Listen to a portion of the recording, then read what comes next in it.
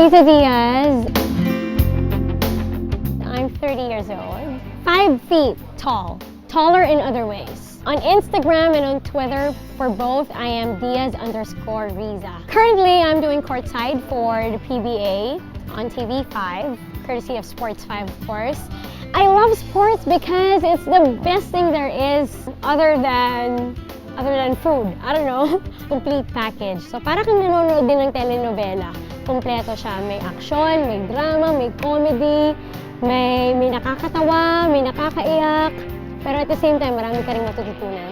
My favorite food! Lahat. Filipino food. Lahat ng klaseng Filipino food. Anything with gata is perfect. What keeps me fit? Diet, first and foremost. I try to eat healthy. I go to the gym, if I could, 3 times a week, and lift some weights so that I can bulk up a little. But of course, nothing beats, like what I said, healthy eating, and lots of sleep. Likes and dislikes, mga boys. Like, weakness ko talaga yung matatangkad.